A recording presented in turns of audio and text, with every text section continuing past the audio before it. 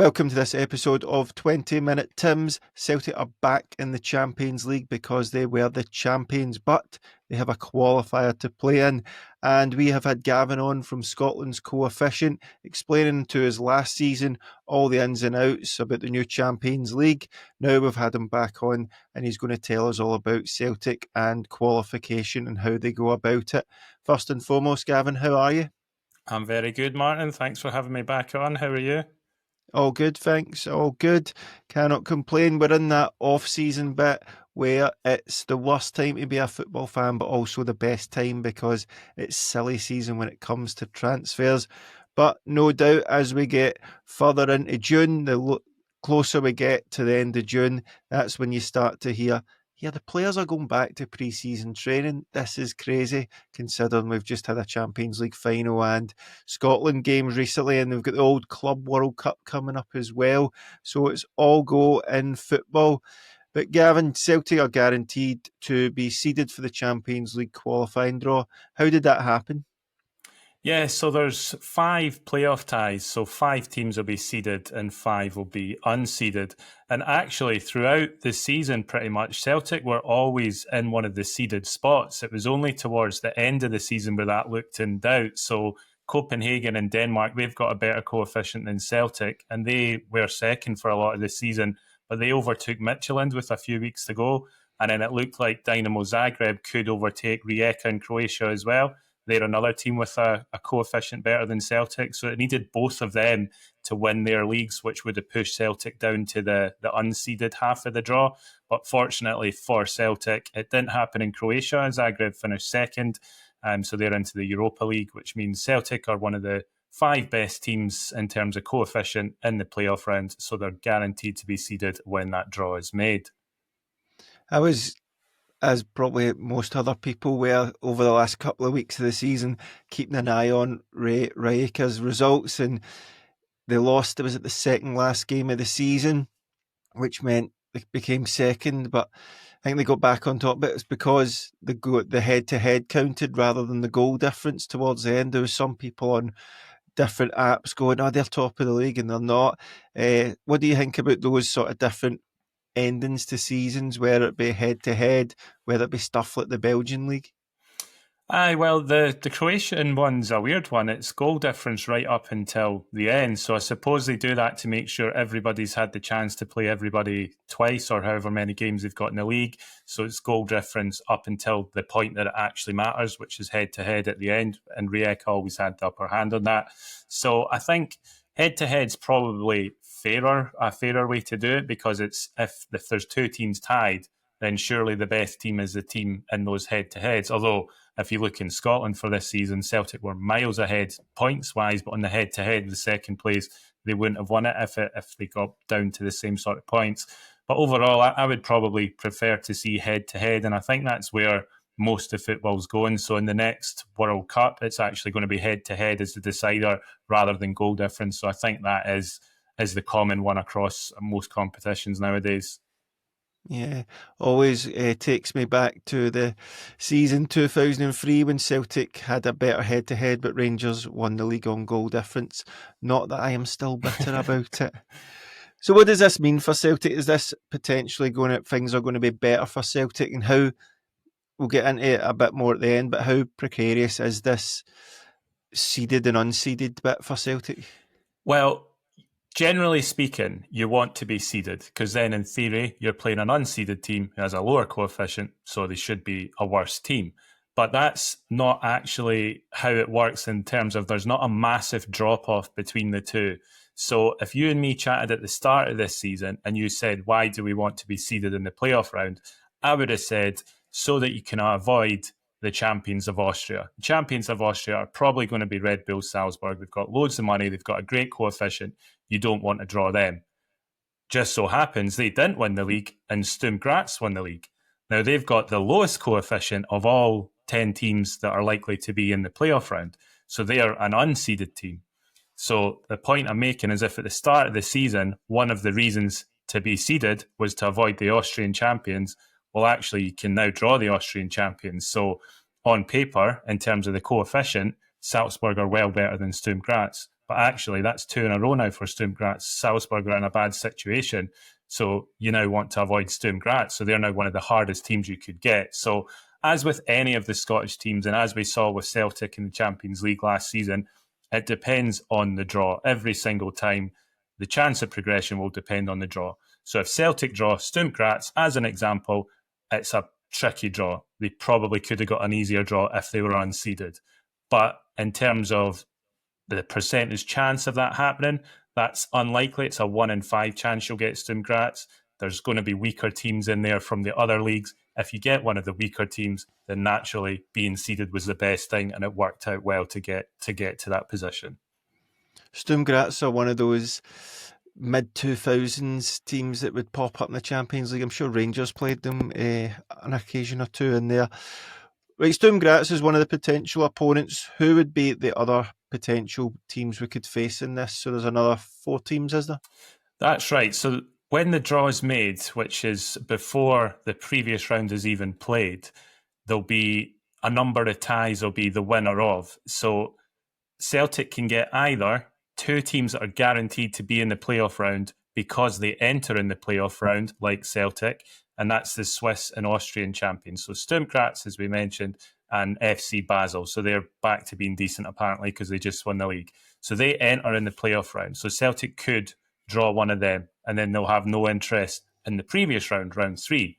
However, they could, and they're more likely to, because there's 3 ties that are going to be based on the progression from the previous round. You could draw, for example, the winners of Slovan Bratislava versus FCSB, the Romanian team that Rangers beat earlier, last season now. So you're either going to get the winners of one of 3 ties or the 2 teams that enter directly. So that's where we're talking about Celtic have got 5 teams.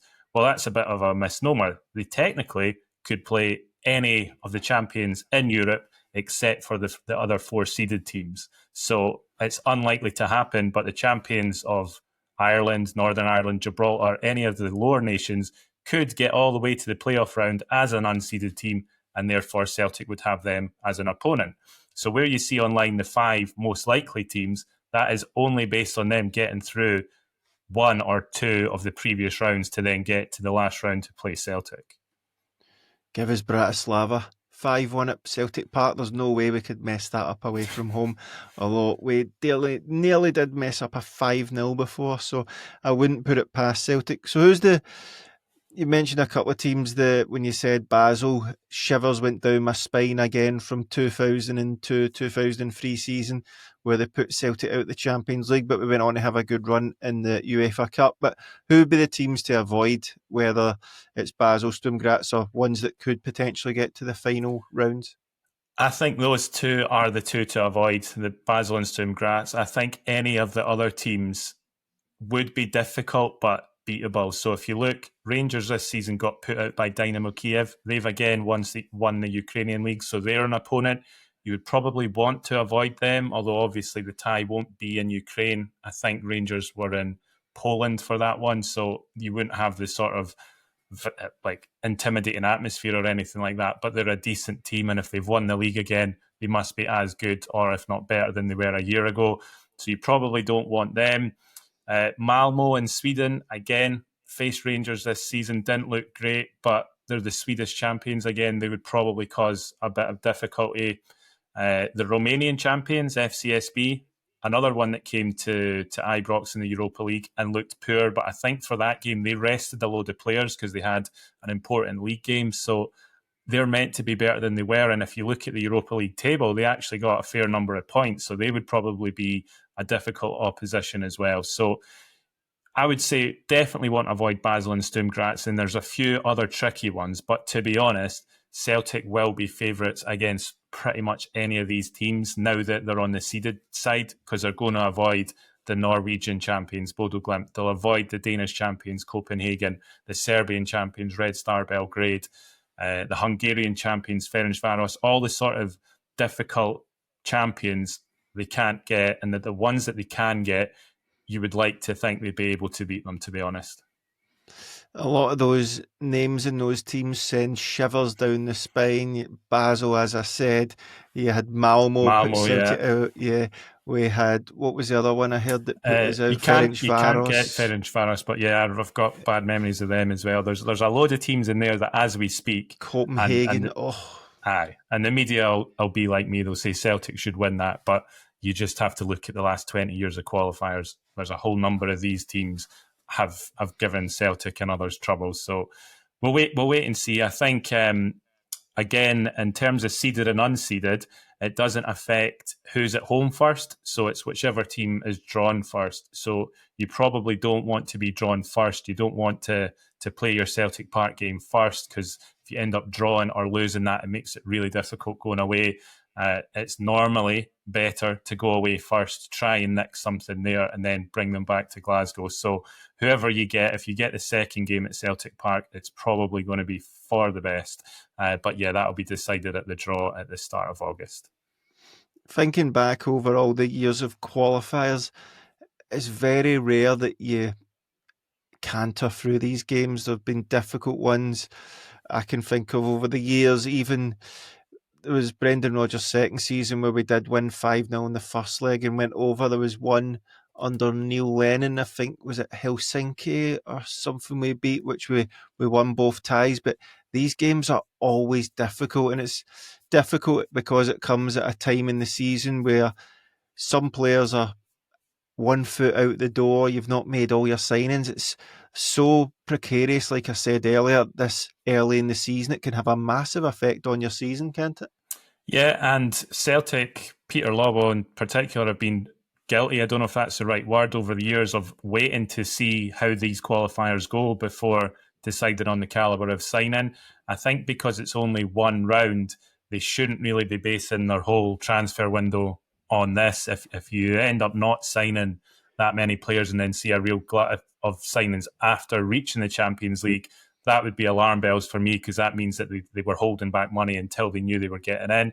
I mean, from an accounting point of view, it is probably the right way to do it. You don't want to overspend and then be faced with a 20 million hole of not reaching it. But you have to speculate to accumulate in these competitions to give yourself the best chance. You need the players in tomorrow. You need them in for pre-season training in 2 weeks' time, get them into the team, get them in the pre-season friendlies, and then they're all guns blazing for the match. So it can, financially, it's obviously massive. It's a huge difference between the Champions League and the Europa League. But like you say, it can have a detrimental effect on the whole season, especially if you look across the city. If Rangers are in the same competition in qualifiers, if all of a sudden they win a couple of qualifiers and Celtic and Rangers are at the same tie, we've got one tie to get through, and Rangers have made a load of signings and Celtic haven't, then the fans are going to be pressure on the club straight away. And then if they don't get the result that they wanted, it will be, I told you so, why did you not sign the players? So it's a huge tie, and like you say, it can have a big knock-on effect to how the rest of the season goes. It definitely can. I remember Ronnie Dyler's first season going to Murrayfield for a qualifier, Oh yeah, and the Celtic board taking absolute pelters because we get absolutely destroyed off Legia Warsaw. Then went and won the second leg 3-0, absolutely cantered it. Nothing to talk about there. And there was also the Brendan Rodgers final season, first time around against AEK Athens, where I think we got Rosenborg in the previous that's round. right. And on the way to the game, word had got out that John McGinn had signed for Aston Villa, and it was a toxic crowd. Yeah. The game finished 0-0. I just don't know why Celtic continue to do this, but we think every season will be different, and every season it is not. We signed 4 players in the last 2 days of the window last season, I remember you saying, yeah. I expect much of the same. And with these games, you need people in knowing how the team plays and going in. We've had plenty of qualifiers. I remember another one under Lennon where he left Bolingoli and Julian on the bench, and people like, that's £10 million worth of player on the bench. And we played Cal McGregor at left back. But what do you reckon Rangers' chances of qualifying are? They will be in the non-champions route. They've got 2 or 3 qualifiers? They've got 3 qualifiers, so they're unlikely to make it, to be honest with you. So in the champions path that Celtic are in, we've spoke about some of the teams as, they're quite tricky, you might not want them. but really they're all from outside the top 10 leagues. So the highest club you can face will come from the 12th ranked league. Whereas in the league path that Rangers are in, so anyone that's not a champion, that's got all the leagues above that. So they can face the second team in Portugal, which was Benfica, the second team in Belgium, which was Club Brugge, the third team in Holland, which is Feyenoord, fourth team in France. Can't remember off the top of my head, but all these teams are like really good. So for them to get through, they need to win 3 consecutive ties, and their toughest route would be Panathinaikos in Greece in the heat in the middle of, when do they start? I think they start at the end of July even, or maybe the start of August rather, and then they would go to Fenerbahce or Feyenoord or something in the next round, another really hard tie, and then they would end against Benfica. So that's their hardest route through. The easier route isn't much easier. So instead of Benfica, it's Club Brugge. Instead of Fenerbahce or Feyenoord, it's like Victoria Pilsen in the Czech Republic or something. All really difficult ties. So especially as it will be their manager's first game as a Champions League qualifier.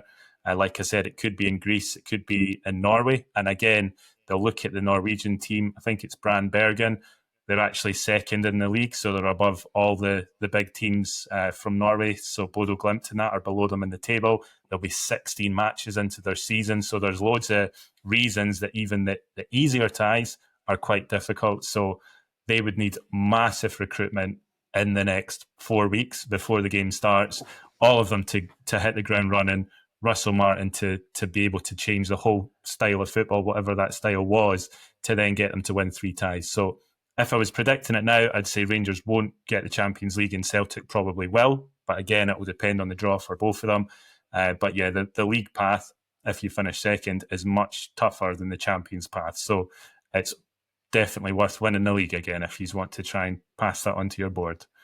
Yep, always best to win the league and deal with it later. Just when you're talking there, I was talking to somebody about this recently. I've get my reservations about Celtic this coming season, with Brendan Rodgers being in the last year of his contract, with our recruitment and our strategy. I just don't really think there is one. And I was kind of saying that if Celtic fail to qualify for the Champions League and then go to the first game at Ibrox a week later or days later and get a defeat there before the international break, you can see the season maybe start to unfold a wee bit. But on the flip side of that, if Russell Martin takes tankings in Europe and then loses to Celtic, you can see the knives been out for him as well. It is so massive at the start of the season, isn't it? When you've maybe not got everything ready, your squad's not ready, but it can have that effect on the whole season and how the fans feel about it. Yeah, it's massive for both clubs, like you say. And I think the thing with Rodgers not having a contract sign is pretty telling. I think if he was 100% committed and wanted to stay, they would have sorted it by now. I personally think he'll be waiting to see what happens this transfer window, what happens with Champions League qualifiers, because if he doesn't get the level of player he wants, and you mentioned the John McGinn one where it was it 2.5 million or something he wasn't prepared to spend. Lennon Miller looks like being the next generation of John McGinn. If he ends up going somewhere for like 5 million and is a roaring success again, like you say, that's just history repeating itself. And I don't think Rodgers would stick around if that's the sort of backing he's getting this summer. It's very early days. The transfer window's not even open yet, so I'm kind of speculating what could happen. But the way the coefficient's going as well, is Rodgers really wanting to stay if Rangers are rejuvenated? Again, we don't know how they're going to get on, but if they do make good signings and they are a threat in the league and Rodgers isn't able to win the league, there's a chance they're then entering Conference League qualifiers next year and stuff. Is that something Rodgers wants to stick around for? I'm not sure. If I was a betting man, I would say he'll leave at the end of the season with a barrel load of trophies. He's won all of this and he'll just be held in high regard for the rest of his career, I suppose. Fair enough, mate. When is the qualifier then?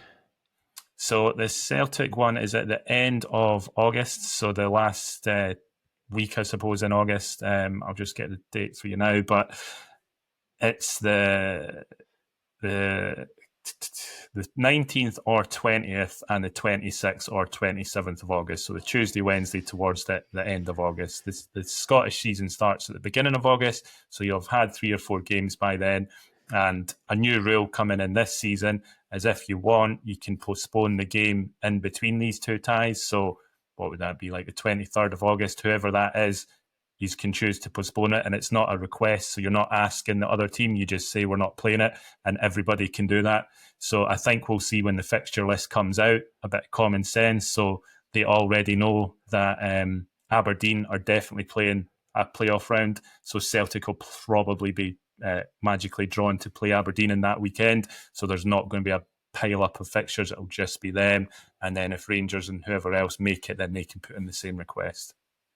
Yeah, I'm a big fan of that. I think we should be doing as much as we can to get our teams in there, and having that Wednesday, Saturday, Tuesday so early in the season when things are so up in the air just gives you that time to prepare for these games. And in all likelihood, judging by every other season, it'll be Champions League, and then probably on the Sunday they'll be away to Ibrox. So what a week that'll be for Celtic and possibly Rangers, as well as the transfer window slamming shut around that time as well. And then you have that international break.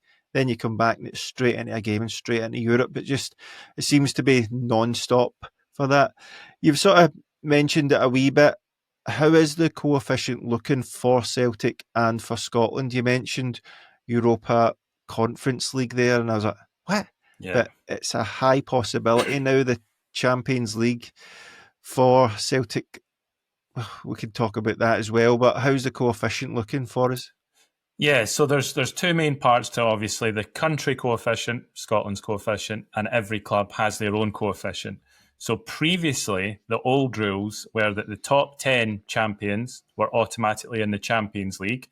If the Champions League winner then qualifies through their domestic league, so like finishes in the top 4 in England or wherever, then there was a spare Champions League spot. And that would always go to the 11th ranked league. And that always happened. I think Liverpool and Chelsea are the only examples of the Champions League where are not automatically qualifying. But anyway, last season, Scotland were the 11th ranked league. So under the old rules, Celtic would have actually been automatically in the Champions League again this coming season. They wouldn't have had to play the qualifier because Scotland were the 11th ranked league. But they've actually changed the rules when they've done this new format, and instead of it being the highest country coefficient, it's now the highest club coefficient of all the champions in qualifying. So Olympiacos are the champion, even though the Greek league is way down below, or was way down below Scotland. It doesn't matter. It's just their club coefficient. So Olympiacos, as soon as the final was confirmed to be 2 teams that had already qualified for the Champions League, PSG and Inter, Olympiacos knew they were automatically in the Champions League without playing any qualifiers. So Celtic can feel hard done by, I suppose, by the rule change that they're not automatically in this coming season when they would have been 2 years ago. However, the Scottish coefficient is falling right down. So moving from the club coefficient to the country one, Scotland is no longer 11th. We just finished the season, just gone 14th, and we'll start the next season 17th. So we're like really going down the rankings. So I'll explain what that's going to mean. But before I do that, just moving back to the Olympiacos situation. So Olympiacos had the highest club coefficient, so they're automatically in the Champions League. So what that means for Celtic and for Rangers is that no matter how low Scotland's coefficient falls, if their club coefficient is the highest of all the champions in Europe that have to go through qualifiers, they'll automatically go into the Champions League. So for Rangers, actually, theirs is the highest at the moment. So had they won the league, they had a higher coefficient than Olympiacos. So they'd have been straight in automatically. So it's more for Rangers in the coming 1 or 2 seasons, let's say. If they win the league, there's a high chance they'll get in automatically. Celtic, as it stands, won't, because they're like 56 or something. They're quite low down in the club coefficient.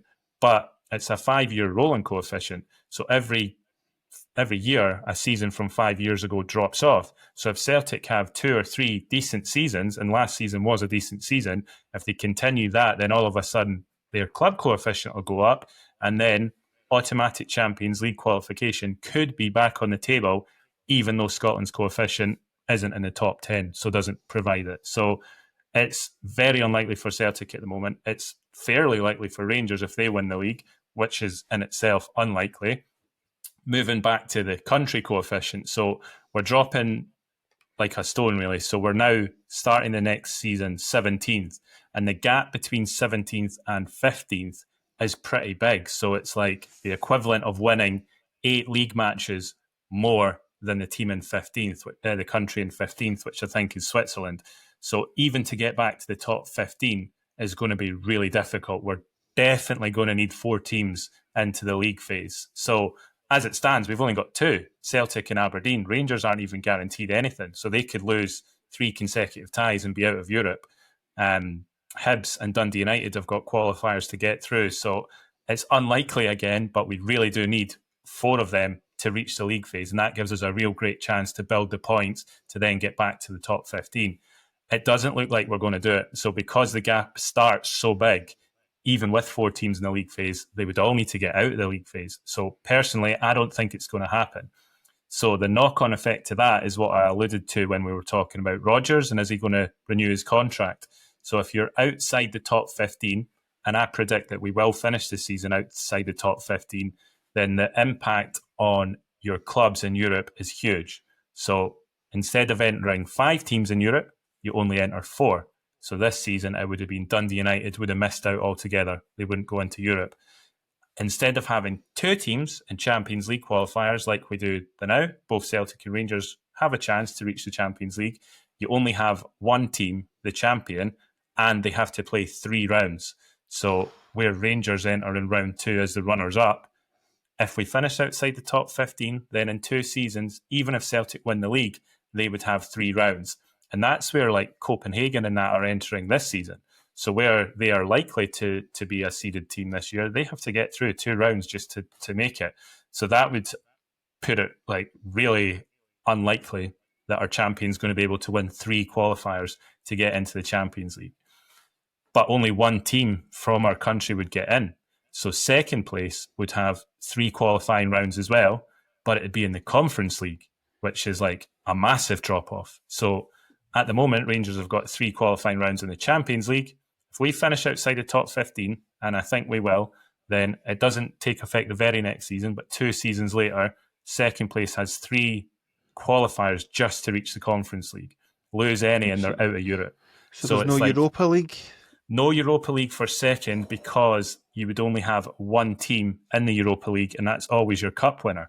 So if second place also won the Scottish Cup, then they would get in the Europa League. But if, like this season, for example, to try and explain it simply, if you look at this season, if we were 17th instead of the 11th that we finished 2 seasons ago, Celtic, as champions, would have 3 Champions League qualifiers. Rangers, as runners-up, would have 3 Conference League qualifiers. Aberdeen, as the cup winners, would have 4 Europa League qualifying rounds. So at the moment, they've just got 1, lose it, and they're into the Conference League. They would go to having 4 rounds, and with all due respect to Aberdeen, Hibs, Hearts, whoever it is, they won't win 4 rounds. So we wouldn't have them in the league fight phase either.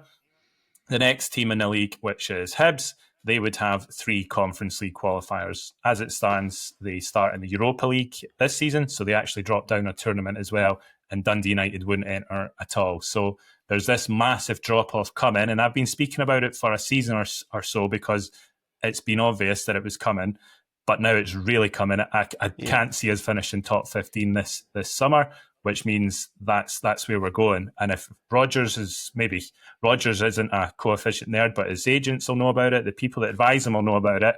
And if it's looking like Rangers are actually going to start challenging them, does he want to stick around for 3 Conference League qualifiers every summer? I'm not so sure. Right. I get that. And listening to you there, so I take it if Celtic won the league and won the Scottish Cup and Rangers finished second, they'd go into the Europa League then, wouldn't they? Second place would, aye. But I've been speaking to a mate about this, and we've been speaking about it on the podcast, that we'd maybe take a run in the Europa League because you've got a chance now that there's no Champions League qualifiers. But if you take that away and there's a potential that you're not going to get that, surely if Celtic and Rangers by chance were in the Conference League, they'd have a chance of winning it, would they not? They would. They definitely have a chance, but it wouldn't be a sure thing. So if you look at the finals, always got decent teams in it. So there's always one team from the top 5 leagues in it. So it was Aston Villa, Nottingham Forest, I West think, or Ham. maybe West Ham won the tournament. Fiorentina are always in the final. Roma have won it. So it's like, I would describe the winners as being Europa League level teams, like Aye. decent teams that win it. So if Rangers or Celtic were in the Conference League, they would 100% be aiming for like minimum quarter semi final every season. But it would still be a tough competition to do that in. But the fact they would have 3 qualifiers to even get to it is just so much of a risk, because there are some decent teams. So if you look in Holland this year, Utrecht, so they're not a massive team, but they're a Dutch team. They're decent enough. They're an unseeded side in the Conference League qualifiers. So if Rangers drop down, and they could drop down this summer to the Conference League playoff round, they could face Utrecht, which is like a difficult tie that could mean no European football. So I would personally like to see Rangers or Celtic in it, because I think they would do really well. But in terms of the risk of getting to there and the impact on the coefficient, I think it's huge. And because Rangers and Celtic pretty much carry the coefficient themselves, they contribute like 75%, 80% of the points. If we get to this stage where we're outside the top 15, it'll be really hard to get back up, because both of them will have 3 qualifying rounds to play themselves. And so there will be seasons that they drop out of Europe altogether, and it's unlikely anyone else is going to be up alongside them. So it's not looking good. And the problem is the introduction of the Conference League. So it's been great for all these smaller countries and smaller clubs, even in Scotland. So Aberdeen and Hearts have got results in that tournament. But all the other leagues are more equipped to have 3 or even 4 teams doing all right in Europe, whereas we don't really. So all these other countries are just hoovering up points in the bottom tournament, whereas we're not. So we were like the only nation that didn't have someone get out the Conference League phase last season when Hearts Hearts, thanks for kind of that. fucked it up. So yeah, it would be a slippery sort of slope, and tough to then get back to where we need to be to minimise the amount of qualifiers. It's bleak, isn't it, for Scottish football? I know if we get into the Europa Conference League, then you could win games there, but for attracting managers, for attracting players, if there was teams, Celtic or Rangers, were to go a season without any Europe at all, how do you attract fans? How do you get players in? How do you bring in money? Because it doesn't happen in Scottish football. It's why I get so annoyed at Aberdeen, Hearts, Hibs, Dundee United, Kilmarnock, whoever it is gets into Europe and just gets beaten by minnows every single season because they just launch the ball up and think teams can't deal with it. We're seeing the effects of this now, aren't we? Yeah, 100%. And I think the future of Scottish football as a whole looks good. So I like the whole Tony Bloom thing. Jamestown Analytics look like they're knowing what they're doing. Hopefully they can have an impact there. Aberdeen, their owners backing them. They're always spending real money to get players in. Hibs have got a tie-in with Bournemouth. There's a lot of promise for those teams to improve, but without the money that comes in from European football, it's going to be very difficult for them to close the gap on the equivalent team in Norway, Denmark, Switzerland, all these sorts of countries. So obviously I'm right into my football finance, so I read everyone's annual report every year. And 2 years ago, when I was going through Rangers one, they were going up praising how good the income was from European football. So they said 30 million of their 80 odd came from European football. So the UEFA prize money, but also gate receipts, hospitality clients, you can charge more. There must be more money comes in from sponsors and stuff. So to them, that was like, that's brilliant. Look how much money comes in from Europe. But all I saw is that is such a huge risk. If 30 of your 85 million is from European football, in 2 years' time, if you haven't won the league, you've got 3 qualifiers just to get in the Conference League. And the money will be so much reduced because there's less games in the Conference League for a start. So there's at least one less home game.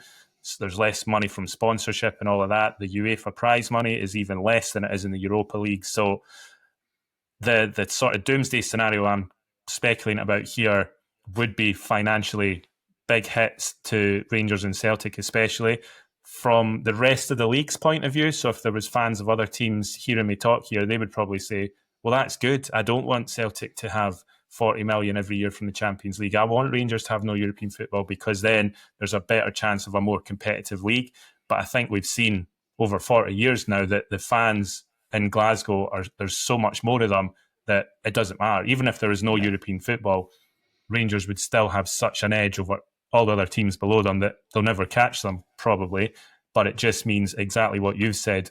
The sort of player recruitment would be so much worse. You'd get a worse caliber of player in. Attracting managers would be much more difficult. So the overall standard of the league would probably come down. But I don't think it'd be enough to see anybody else catching Rangers or Celtic. So yeah, it's not looking good, but all of this is speculation. So we are 17th. We could have an amazing season. 4 teams qualified for the league phase. All 4 of them get out. That's not going to happen. It's really unlikely, but it could happen. So we'll revisit it later in the season maybe to see how it's panned out. It sounds bleak, and I think it is bleak, but I maybe think Scottish football maybe needs this, if you can get what I'm saying. When you're talking about Aberdeen, Hearts, Hibs all having these good relations and having this new data and stuff, and I'm like, aye, that's brilliant, but what about Scotland? What about Scottish football? Because it just means there'll be less Scottish players, and I just think Scottish football maybe just needs torn up completely, and just it's probably going to take the fact that Scotland makes money by selling players, selling tickets, and getting into Europe. Scottish teams make money there. Most of the teams don't get into Europe. If you take that away from Celtic and Rangers as well, it's looking at your best bet is selling players, and that means for me you have to bring through your own players, and it also means selling tickets. And as we see, teams cut allocations all the time for Scottish football, and I think Scotland needs something where it just needs torn up and somebody to go, we need to change what we're doing here, bring through our own players, sell tickets, and then just start again. I think that's what it needs. Is that something you agree, or am I going too far with that? Totally agree with it. And if this sort of situation does play out, it's probably going to coincide with a poor national team as well. So there will be a lot of hysteria of what is happening in Who's Scottish. coming through in the national team just now? Exactly. So like Lennon Miller is an example, but he's about it from our division, the Premiership. So I think, like you say, they do need to tear it up, and there needs to be real change. So there was a study that the SFA did last year, or they got somebody to do, I can't quite mind, but there was loads of things spoken about that, about how poor we are at giving minutes to youth players. And there's scientific evidence that if a player hasn't had enough game time by the age of 18, they won't make it as a professional footballer at the top level. There's all this sort of stats and data from all the other countries that do it well and have the same or less population, like Croatia and all of that. They looked at what happens there and they said, we are miles off it. That they do all of these things and we do none of these things. And then there's just silence. There's been no change. There's been no, what can we do about it? So I've seen the loan thing that they've thought of, and like that has its benefits. So like Celtic and Rangers probably did, I don't know if hoard is the right word, but they did keep some players that should have been out playing because they knew that if they had a few injuries, they wouldn't be able to field a squad in Europe. So if they can do this where they can put the players out and then bring them back in when they need them for the European games, and also it's at a higher level. So the Celtic B team are playing, but it's in the Lowland League. So if they have a tie-in with Queen's Park or whoever it's going to be in the Championship, and they're getting game time every week at the age of 17, 18, that could have a real positive impact. You could see a lot more players coming through. But for me, that has to just be the start. There needs to be a lot more. So I don't know why they did it, but the clubs all voted through keeping the 5 subs thing after COVID. And that only benefits Celtic and Rangers because they've got the biggest squads. If they're struggling to break a team down, they bring on 5 internationals probably against a tired team that can only bring on kids, basically. So I don't know why all the other clubs voted for it because it was totally not in their interest. So they should amend that rule, and it should be you've got 3 subs. If you want another 2, they have to be Scottish and they have to be under the age of 21 or whatever. And then it may be necessity. It may just be because of injury.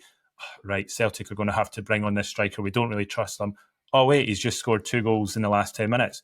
Right, now he gets a chance and all of a sudden he builds. And a lot of the time, the youth players are getting a chance and it is by accident almost.